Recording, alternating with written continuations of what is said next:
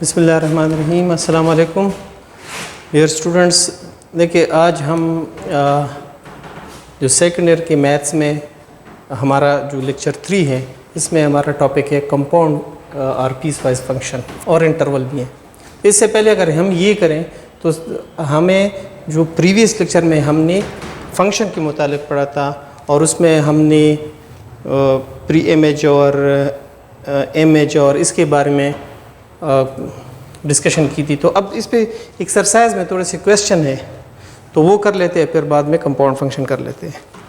तो देखें ये एक्सरसाइज है, इसमें हमें एक्सरसाइज 1 क्वेश्चन नंबर 1 में क्या दिया है, उसमें क्या identify the independence and dependence variable for the following problems. ये आपकी किताब में है।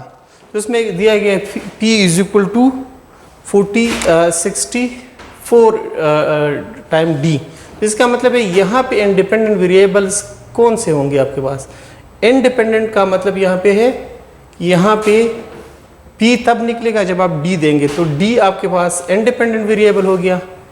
इसमें अगर आप देखें तो आपको C तब मिलेगा जब आप F इंडिपेंडेंट वेरिएबल इसमें ये है F है, और इसमें जो इंडिपेंडेंट वेरिएबल है वो M एंड A है, तो ये तब निकलेगा। अब डिपेंडेंट वेरिएबल की बात आती है, तो अगर आप इक्वेशन में देखें तो इसमें डिपेंडेंट जो है वो कौन से डिपेंडेंट है, इसमें P, इसमें डिपेंडेंट कौन से है C, और इस इक्वेशन में डिपेंडेंट्स कौन से है F।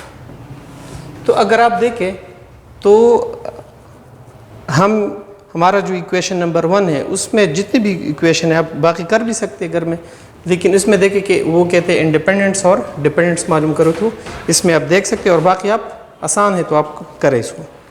इसके बाद हमारे पास है जो क्वेश्चन नंबर 2 है, और मतलब हमें फंक्शन देंगे, हमें एक फंक्शन, हमारे पास एक फंक्शन होगा और उस फंक्शन के हम उस पार्टिकुलर वैल्यूज़ पे हम उसकी वैल्यूज़ मालूम करेंगे। मतलब इनपुट देगा तो हम आउटपुट मालूम करेंगे, इंडिपेंडेंट वेरिएबल देगा तो हम डिपेंडेंट वेरिएबल मालूम करेंगे। तो किस तरह देखें क्वेश्चन नंबर 2 को एक्सरसाइज में, तो इसमें बहुत सारे क्वेश्चन हैं। मैं एक्सरसाइज में देखता हूँ कि एक्सरसाइज में कौन कौन से क्वेश्चन है। बहुत से क्वेश्चन अगर आप देखें A B C D, तो इसमें चंद क्वेश्चन हम कर लेते हैं। मिसाल के तौर पर अगर हम इसमें ये देखें given f of x is equal to, तो आप देखें कौन सा है 3x square plus 7x plus 5, ये एक इक्वेशन है। -5 है, तो उसको कहते हैं कि f आप 3 मालूम करें इसमें, तो वो इसमें कहते हैं कि आप x इज इक्वल टू 3 ले लें और आप मालूम करें इसमें क्या f ऑफ 3। किताब में आप देख सकते हैं f ऑफ 3 बिल्कुल एग्जैक्टली वो कहते हैं f ऑफ 3 मालूम करें। तो 3 × 3 होल स्क्वायर, तो आप इस x की जगह पे 3 पुट करेंगे और फिर इसको सिंपल करें तो आपको इसकी वैल्यू मिल जाएगी। देखिए आगे देखिए 3, तो ये 9 और यहाँ पे 21 और 5, इसको करें ये 27, और यहाँ से अगर आप देखें तो यहाँ से 5 कर ले तो कितना आ जाएगा, ये इस तरह हो जाएगा 16 हो जाएगा। अब यहाँ पे देखें, यहाँ पे ये 3 और 1 कैरी 2 और ये आपका आ गया 43। तो इनपुट आपने x दिया और आउटपुट आपको मिल गया 43। इंडिपेंडेंट वेरिएबल आपने x इज इक्वल टू 3 दिया, डिपेंडेंट वेरिएबल आपका आ गया 43। इसी तरह अगर आप इसकी वैल्यू x की वैल्यूज़ अगर आप a प्लस h दे दें तो देन आप देख लें इसमें x की जगह पे आप a प्लस h पुट करें, तो 3 time a plus h whole square plus 7 × a plus h minus 5, इसको सिंपल करें 3 × सिंपल से a square h square 2 time a h, फिर इसकी डिस्ट्रीब्यूटिव प्रॉपर्टी इस्तेमाल करें, इसको मल्टीप्लिकेशन दें 7a के साथ 7h के साथ, तो फिर आप देखिए 3a square 3 time h square 6 time ah और 7a × 7h, तो ये आपका मतलब है आउटपुट निकला है, क्योंकि इसके और मज़ीद सिंप्लीफिकेशन नहीं हो सकती। ठीक, तो इसी तरह एक और क्वेश्चन इसमें है जो 2 में है। 2 में एक और क्वेश्चन है, मिसाल के तौर पर मैं इसमें बाकी आप कर रहे हैं, लेकिन एक और क्वेश्चन मैं इसमें करता हूँ C नंबर। जिसमें आपको फंक्शन दिया है कौन सा, ज़रा देखिए बेटा, जी ऑफ आर आपको दिया है, r is equal to r square minus r n plus 6 divided by r minus 3। तो फिर आप इसमें यहाँ पे अगर आप यहाँ पे आर की वैल्यू 2 पुट करें, जिस तरह क्वेश्चन में दिया है, तो आप आर की वैल्यू 2 पुट करें, तो 2 होल स्क्वायर माइनस 2 प्लस 6, और यहाँ पे आएगा 2 माइनस 3 आ जाएगा, तो यहाँ पे 4 माइनस यहाँ पे 4, इन दोनों को जमा करो तो ये 4 हो जाएंगे, और यहाँ पे माइनस 1, तो आप यहाँ से 8 डिवाइड बाय 1 पे 1 का मतलब है माइनस 8, ये माइनस 8 आ गया। तो ये इनपुट पे हमें आउटपुट मिल गया। इस तरह बाकी इसमें और भी हैं, मसलन आपको कहते हैं जी ऑफ 2 मालूम करें, फिर कहते हैं आपको कि जी ऑफ 3 मालूम करें, आपको कहते हैं जी ऑफ 3/8 मालूम करें, तो बाकी आप मालूम कर सकते हैं। अब इसके बाद एक और क्वेश्चन हम आते हैं इसको, और इसमें भी वो कहते हैं जिस तरह 3/4 में एक क्वेश्चन मैं करता हूँ, 3/4 में अगर आप देखें तो 3/4 में एक क्वेश्चन मैं करता हूँ। 3/4 में कौन सा क्वेश्चन है, मैं मिसाल के तौर पर क्वेश्चन नंबर 4 कर लेता हूँ। तो इसमें दिया है क्या है, गिवन दैट, आप क्वेश्चन को रीड कर दे, the area of a circle is given by this one where r is the length of the radius.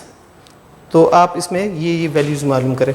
तो इसमें गिवन जो हमारे पास है वो है a of r is equal to pi r, जो हमने पिछले लेक्चर में भी डिस्कस किया था। ये एरिया मतलब है सर्कल है, तो आर अगर हमें देंगे तो वो हम उसको मालूम कर सकते हैं। मिसाल के तौर पर ये हमें कह रहा है कि आप ए ऑफ ये मालूम करें, मसलन ये कह रहे 2.3 इंचेस, मतलब अगर ये रेडियस इतना इंचेस हो तो ये मालूम करें, और भी दिया है ये मालूम करें। इस तरह ये कहते हैं 5/11 मालूम करें, इस तरह इंचेस पे मालूम करें। ये जो है इस पे कहते हैं कि आप मालूम करें इसमें 6.41 मीटर, ये सारी वो कह रहे हैं कि आप मालूम करें। तो मिसाल के तौर पर मैं इसमें एक मालूम करता हूँ, 8r is equal to 2.34 inches. Then आप इसमें पुट करें ए ऑफ 2.34 इंचेस, तो ये पाई इंटू 2.34 इंचेस, इसको आप स्क्वायर ले लें इसका।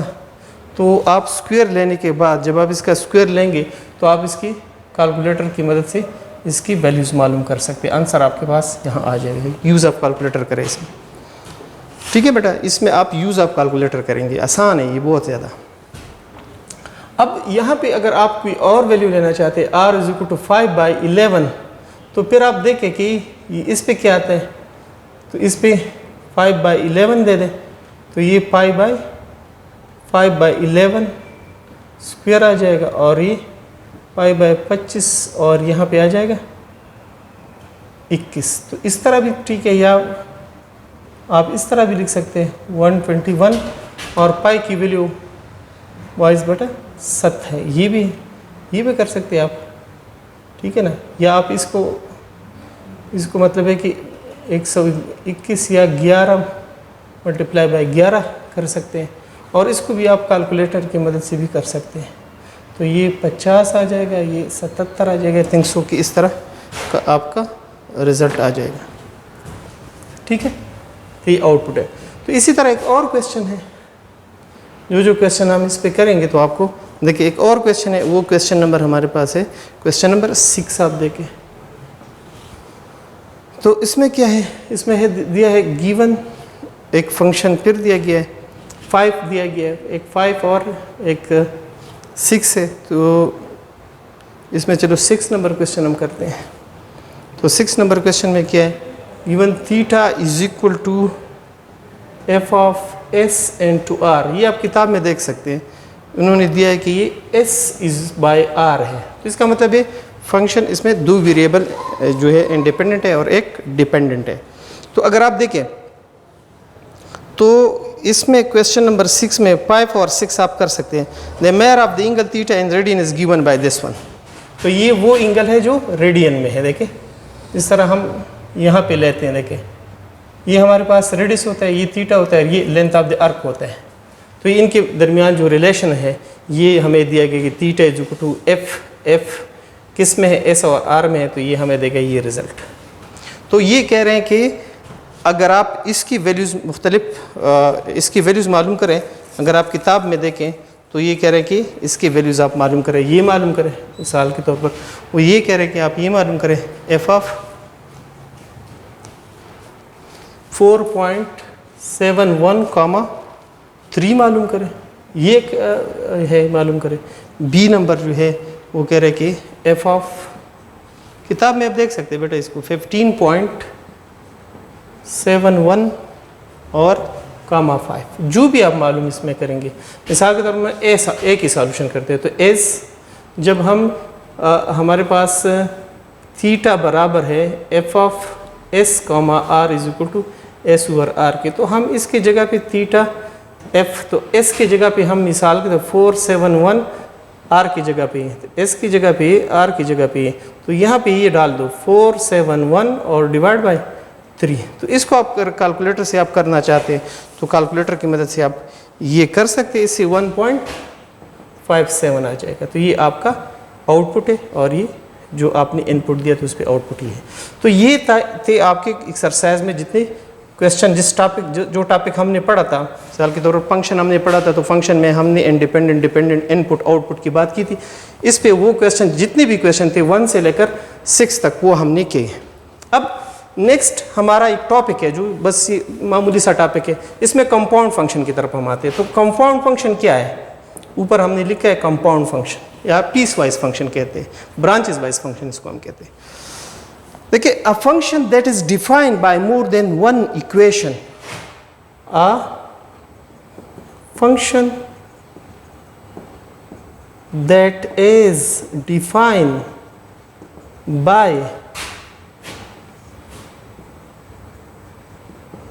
more than one equation is called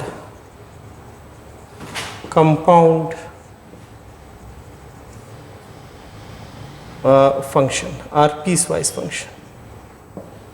ऐसा फंक्शन जिसमें एक से ज़्यादा इक्वेशन हो उसको हम कंपाउंड फंक्शन। मिसाल के तौर पे हमारे पास ये फंक्शन है, तो ये फंक्शन डिपेंड है इस पे भी, देखिए इसके और भी ये इक्वेशन है, मतलब f of x is equal to g of x है, ये एक है। इसी तरह अगर आप इसमें मिसाल के तौर रिस्ट्रिक्शन लगाना चाहते थे एक्स इज ग्रेटर देन, और यहाँ पे एच ऑफ एक्स है तो एक्स इज ग्रेटर देन और इक्वल टू, इसमें लगाएं आप, या इसमें ये लेस करें, रिस्ट्रिक्शन इस तरह लगाएं, ये ग्रेटर और इक्वल टू करें, तो ये आपका एक कंपाउंड फंक्शन है, क्योंकि इसमें एक से ज़्यादा इक्वेशन है। F of x is equal to this g of x, f of x is equal to h of x. तो ये है।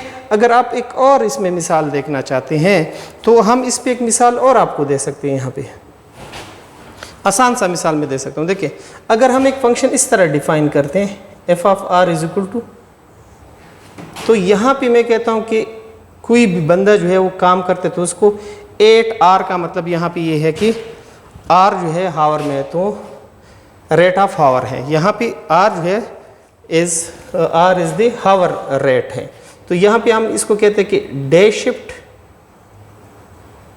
डे शिफ्ट, और यहाँ पे अगर हम एक और इक्वेशन बना लें और अगर आप देखें तो 8 इंटू आर प्लस 50 हम कर लें तो ये एक और इक्वेशन है। तो ये डे शिफ्ट और ये इवनिंग शिफ्ट हो गया, इवनिंग शिफ्ट। तो वेयर इसमें जो आर है, r is the hourly rate, मतलब है कि यहाँ पे इसका मतलब ये है कि अगर एक बंदा जो है सुबह 7 AM से कितने तक 3 AM तक काम करते हैं और दूसरा फिर 4 PM से लेकर 12 PM तक काम करते हैं, तो उनके मुख्तलिफ रेट्स में उसको लेंगे। तो ये ब्रांचेस वाइज में है। तो ये एक आसान काम है कि हमने ब्रांचेस यानी कि ब्रांचेस वाइज फंक्शन, या आप इसको पीस वाइज फंक्शन या कंपाउंड फंक्शन कहते हैं। ठीक है, अब देखें, अब आप देखें, सही है। अगर आप देखें अब तो इसमें इससे कंपाउंड फंक्शन पे बेटा जो हमने मुख्तलिफ इसके एग्जांपल्स लिए हैं। अब इस पे अब हमें एक्सरसाइज में क्वेश्चंस भी दिए हैं कि आप इस पे ये क्वेश्चन करें। मिसाल के तौर पे क्वेश्चन है, 2 क्वेश्चन दिए, एक 7 है एक 8 है। तो 7 को देखें पहले, 7 को पहले देखें। गिवन हमारे पास है गिवन फंक्शन, गिवन जो है वो पीस वाइज फंक्शन जो हमें दिया है f of x is equal to, आप देखें इसमें दो इक्वेशन हैं। देखिए एक्स से ज़्यादा है और यहाँ पे for x is less than 0 है आई थिंक। और आप किताब में देख सकते हैं इसको, for x is greater than और इक्वल टू 0। तो ये देखें, ये एक फंक्शन हमें दिया है। अब इसमें वो कह रहे हैं कि आप find, we have to find क्या क्या मालूम करने। इसमें हमें वो कह रहे हैं कि आप मालूम करें एफ ऑफ -1 मालूम करें और क्या मालूम करने, एफ ऑफ 0 मालूम करें, एफ ऑफ 1 मालूम करें, इस तरह। तो हम यहाँ पे कहेंगे at x is equal to -1, तो हम चेक करेंगे कि -1 ग्रेटर देन 0 है कि लेस देन 0 है। तो लेस देन 0 है तो देन टेक द फंक्शन। तो इसमें हम कौन सा फंक्शन लेंगे? तो हम फंक्शन ये लेंगे ना, क्योंकि हमारे पास x की वैल्यू जो है वो अगर 0 से कम है तो हम इसके लिए ये इससे उसके लिए फिर ये फंक्शन हम लेंगे। तो देखिए पुट करें वैल्यूज़ और इसमें डाल दें वैल्यूज़ 1 -3 -4। तो आपका आंसर ये आ गया। अगर आपको कहता है कि x इज इक्वल टू 0 पे, तो देन तो 0 पे बराबर है तो 0 0 के बराबर, क्योंकि इसमें 2 रिस्ट्रिक्शन है, x greater than or equal to 0। तो ये भी आप फिर टेक करें, ये टेकिंग दिस फंक्शन और दिस इक्वेशन। तो इसमें वैल्यू डाल दें 0 × 2 × 0 + 5, तो ये बिकम 5 हो जाएगा। इसी तरह at x is equal to आप 1 कर दें तो 1 पे है ग्रेटर देन 0, तो फिर आप इसके लिए टेक कर सकते हैं f of 1 is equal to 2 × 1 + 5। तो आप इसमें 2 + 5 करें तो ये 7 आ जाएगा। तो इसी तरह अगर आप देखें तो इसमें एक लास्ट एक बस एक क्वेश्चन है लास्ट में, अगर आप करना चाहते हैं तो ये है given f of x is equal to, वो इस तरह का फंक्शन है, वो x² -4 डिवाइड बाई x -2, जहाँ पे x जो है वो 2 के बराबर नहीं है और यहाँ पे 4 है तो x 2 के बराबर है। तो ये वो कह रहे हैं कि आप मालूम करें, वी हैव टू फाइंड, क्या क्या फाइंड करने, एफ ऑफ हमें मालूम करना है, एफ ऑफ 0 की वैल्यू मालूम करनी है, एफ ऑफ 2 की वैल्यू मालूम करनी है, एक्सेट्रा जो भी और दिए हैं तो वो भी आप मालूम करें। तो हम यहाँ पे first at x is equal to 0 then take कौन सा लेंगे फंक्शन। तो अगर 0 के बराबर हो तो हम फंक्शन ये लेंगे, क्योंकि x इज इक्वल टू 2 के लिए तो 4 है, लेकिन x is not equal to 2 के लिए ये है। तो x 2 के बराबर ना हो तो 2 के अलावा जितनी भी वैल्यू इसके लिए वो आप ये फंक्शन लेंगे। तो x² -4 डिवाइड बाई x -2, इसमें 0 फुट करे बेटा, तो 0 -4 divide by 0 -2 is equal to 4 divide by 2 is equal to 2। और आखिर में at x is equal to, अगर आपको 2 दे दे तो देन 2 के लिए आप कौन सा फंक्शन आपने लेना है, x इज इक्वल टू 4 ही लेना है। तो ये आपका, क्योंकि x इज इक्वल टू 2 पे आपको फंक्शन 4 ही देगा। तो ये आपका ब्रांचेस वाइज फंक्शन था। इंशाल्लाह नेक्स्ट वीडियो में फिर आएंगे आपकी खिदमत में इंशाल्लाह। Thank you.